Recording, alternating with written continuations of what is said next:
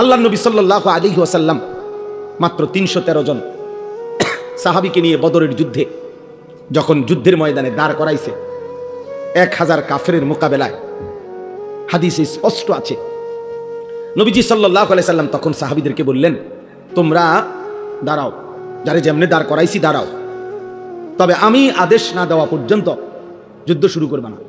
কথা বুঝছেন কিনা? এই কথা বলে আল্লাহ নবী সাল্লাল্লাহু আলাইহি সাল্লাম পিছনের দিকে আসছে, একটু পিছনের দিকে আসছে আর কি। আয়েশা পাহাড়ের টিলায় নিচে, পাহাড়ের চূড়ার নিচে আল্লাহ নবী সাল্লাল্লাহু আলাইহি ওয়াসাল্লাম সেজদা করছে।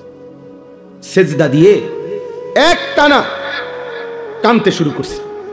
নবী সাল্লাল্লাহু আলাইহি সাল্লাম অঝরে চোখের পানি ফেলতেছেন এই বদরের প্রান্তরে। তখন আল্লাহ নবী সাল্লাল্লাহু আলাইহি সাল্লাম বলছেন, আল্লাহ, আমি আপনার কসম করে বলতেছি, ইন তুহলিক হাদিহিল ইসাবা লান তুবাদা ফিল আরদ।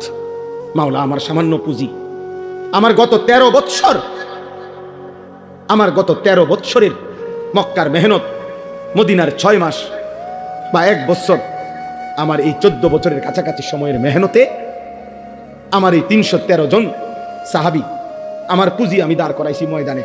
এই ছোট্ট সৈন্য আমার অল্প কয়টা লোক, আজ যদি বদরের এই প্রান্তরে আপনি যদি আমার এই সামান্য বাহিনী শেষ করে দেন, এরা যদি শহীদ হয়ে যায়, তো মনে রাখেন মাওলা, লান তুবাদা ফিল আরদ, আপনার জমিনে আর আপনাকে ইবাদত করার কেউ থাকবে না। আমার পুঁজি তো 313 জন, ওরা যদি শহীদ হয়ে যায় সবাই, আপনার সেজদা দিবে কে? আপনার গোলামি করবে কে? এইভাবে আল্লাহ নবী সাল্লাল্লাহু আলাইহি সাল্লাম অঝরে কাঁদতেছিলেন আর বলতেছিলেন, আহাজারি করতেছিলেন।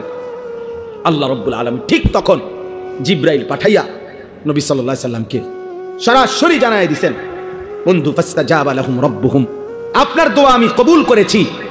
আমি আল্লাহ আসমান থেকে এই মুহূর্তেই জিব্রাইলের নেতৃত্বে 1020 ফেরেশতার কাফেলা আপনার সাহায্যে পাঠাচ্ছি।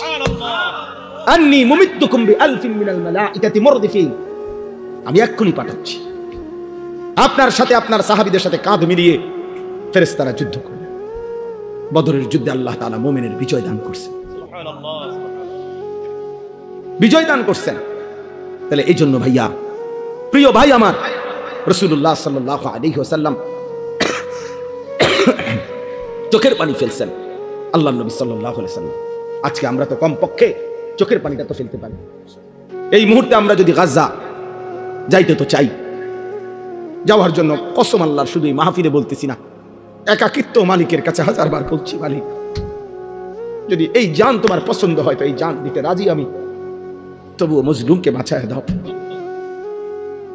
মজলুমকে বাঁচায় দাও।